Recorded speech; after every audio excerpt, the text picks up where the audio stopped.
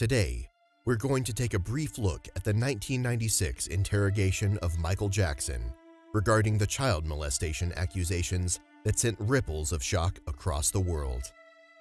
Michael Jackson, hailed as the king of pop and known internationally for his chart-topping hits and invention of the moonwalk, became known for something much more sordid in the mid-90s. The troubled star began to face rumors and accusations of molesting young boys, which he always strongly denied. She can't stop. She can't stop her from making. There's nothing you can do. Some chamomile tea over there that might settle it down. Of course, problem is it might put you to sleep. You're welcome. Mr. Jackson, in the latter portion of 1993, there were some allegations leveled at you concerning improper conduct with some young boys. I assume you're familiar with the fact that those allegations were raised. Is that right? Yes.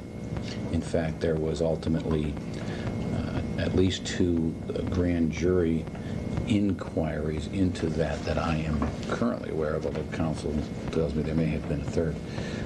Were you aware that grand jury investigations were conducted into those allegations? Yes.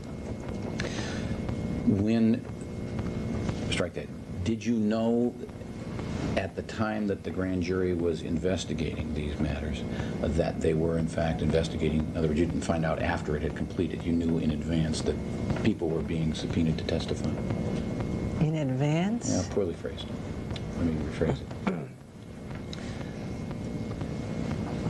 It is my understanding that some of Neverland Valley Ranch employees were subpoenaed to testify before the grand jury. Do you know that to be the case as well? Yes. Are you familiar with a person named Jordy Chandler? We're not going there. Don't answer. We're not going to get into who he knows and doesn't know. Jackson is nervous, his body language stiff, and his giggling is tight and forced. He keeps his answers short, never volunteering more than what is asked. His lawyer is quick to step in and put a stop to questions that don't directly pertain to the case. If you want to ask a question, go ahead and ask it, but I believe it's beyond the scope of discoverable matters in the case. Whether he knows of Jordy Chandler? Right. You're not going to allow me to ask him any questions about Jordan Chandler in any fashion? Well, we'll take them one by one, but... Well, I can't ask him whether he knows him. I suppose that would sort of preclude other ones, don't you think? Yeah, probably would. And may I ask, for the record, what the basis upon which you are going to refuse to allow this witness to disclose whether he knows Mr. Jordan Chandler? As you know, counsel, during the course of discovery in this case, you have already gone into, and I think Mr. Sanger has already gone into, at some depth, a deposition that was taken in the case of Jordy Chandler versus Michael Jackson, given by Adrian McManus. There are issues that are certainly relevant to my interest as to why you inquired as to those depositions that Adrian gave.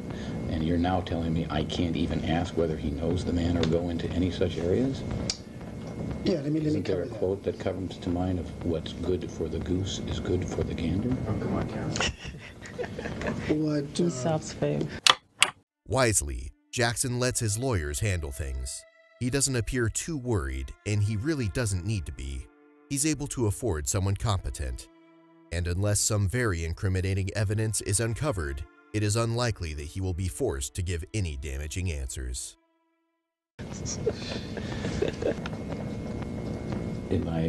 Let me just make sure my understanding is clear. Is it your position that you will instruct Mr. Jackson not to answer any questions that pertain to the issue of Jordy Chandler in any way, whether it be claims leveled by Jordy Chandler, if any, or discovery in the Jordy Chandler case vis-a-vis Adrian McManus's deposition and allegations that she testified falsely? Any of that you're not going to let him go into? That's right. I believe that's correct. With respect to the motivations that are in your your view, germane to the allegations made in the complaint, my client has testified that he knows nothing about those matters that you want to explore his motivations on. So therefore, there's a lack of foundation. But let's just go do what you want to do.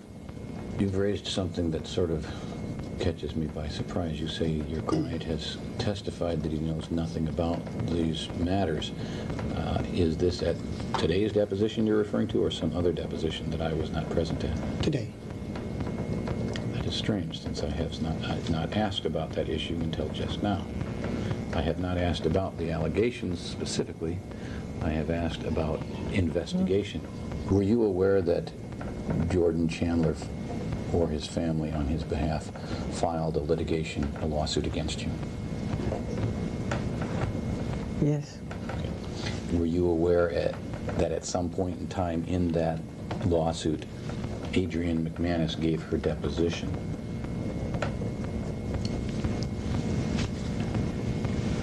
I'm not positive.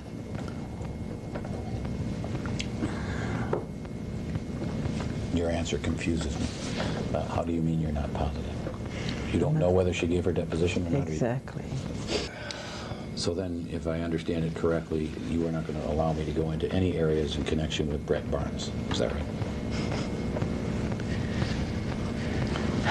Well, you can ask. There's nothing I can think of, but I'm not going to categorically say you can't ask anything about him, but I don't think there's anything relevant. So irrelevant that I'm not inclined to let you get into it unless there's an area that you believe is directly tied to the case.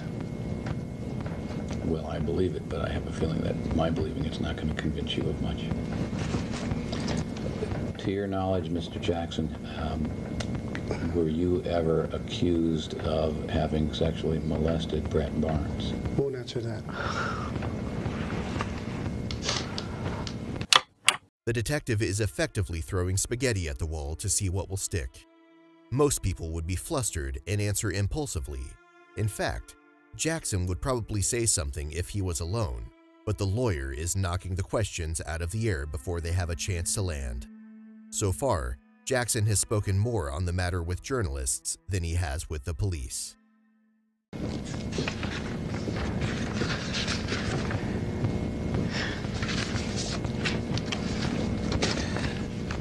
Do you know a person by the name of Macaulay Culkin? Yes. No. Get your answer. So you're going to let him answer questions about Macaulay Culkin? Let him answer that one. To your knowledge, were you ever accused of having sexually molested Macaulay? That's an instruction not to answer on that one.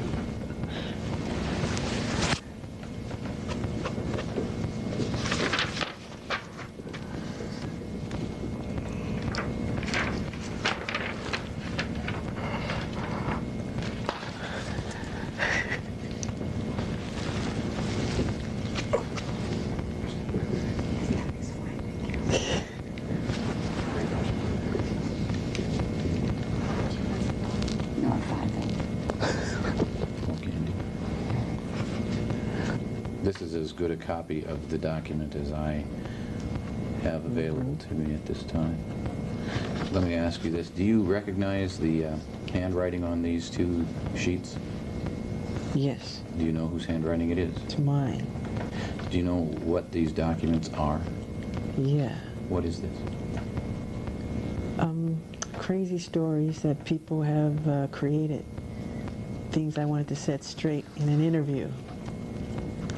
Do you know with whom this interview was? I think it could have been Diane Sawyer, whatever the interview was that I wanted to do. I wanted to set the record straight, that if people hear a lie long enough, people believe it, that people have lied on me. I'm a black American and I'm proud of it, and I'm honored of it. The bleach skin rumor, which is a rumor, I don't bleach my skin. They once said I wanted a white kid to play me as a child, which was a rumor. Inauguration rumor, saying I didn't want to do President Clinton's inauguration. I'm not gay. This says, don't judge a person unless you have spoken to them one-on-one, which is true, because what you hear is a lie, untrue. I can't make out this part there. It is illegible in portions, that's true. And Jesus said to love the children and be like children, be youthful and be innocent and be pure and honorable. He was talking to his apostles, and they were fighting over who's the greatest among themselves. And he said, whoever humbled yourself like this child is the greatest among me. And he always surrounded himself with children. And that's how I was raised, to believe and to be like that and to imitate that. So I don't know what you're trying to make out of it. I made a list of things. When I get angry enough, I write down what I want to say and what I want to talk about to set the record straight. Because you get to a point where you get tired of people lying. I get tired of situations like this, where people completely lie on me, and I'm sick of it. The video operator, we're off the record. Once he starts speaking, Jackson becomes completely serious. He is frustrated and visibly weary from all the public speculation and wants to deny the many rumors that have been spread about him, even though he must know that in the end, it will not matter. Jackson was eventually acquitted of these crimes in 2005, but the court of public opinion was split. Surely someone with multiple accusers had to be guilty. The abused can often become abusers, and many speculated that that was the case here. Others were not so sure. Jackson clearly had a troubled childhood, abused by his father, and forcibly chemically castrated against his will at 13. It was inevitable that he would develop some psychological problems. Jackson had never had a true childhood, something for which he longed.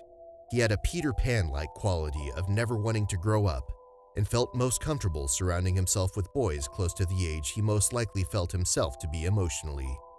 His death has ended any possibility of a definitive answer, and his legacy, as he probably suspected, will forever be tainted.